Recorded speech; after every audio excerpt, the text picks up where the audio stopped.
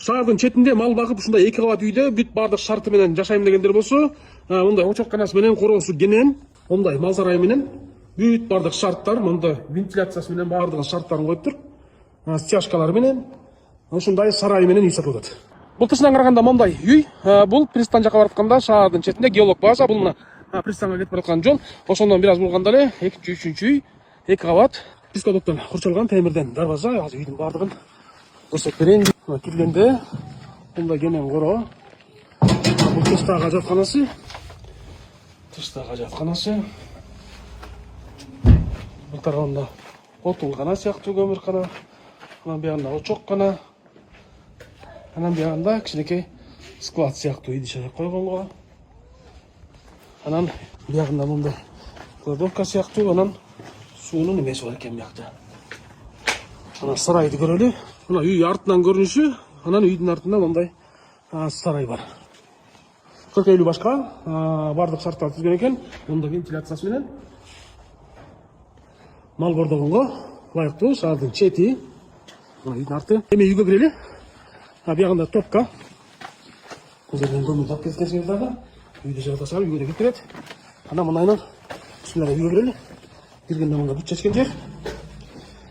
Анан яна азыр топкасы биягында кирип чыгат.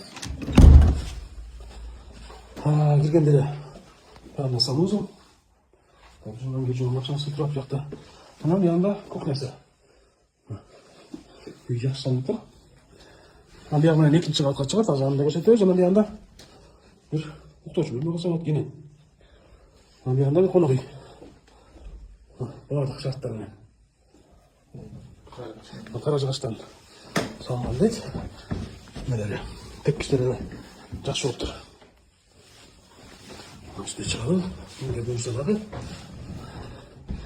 Биягында бир уктоочу бөлмө, балдар үй экен. Биягында дагы бир бөлмө. Күнөс бет.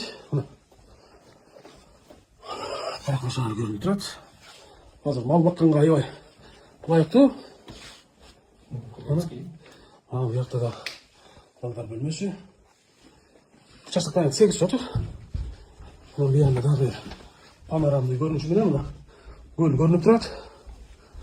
Сталанын баары көрүнүп турат экен. Тегерети көрүнүп турат. Анан биягында санузел. Ушундай шарттар менен салынган үй. Кызыккандар төмөндөгү номерге байланышыңыздар, баасын телефон аркылуу сүйлөшөбүз дейт.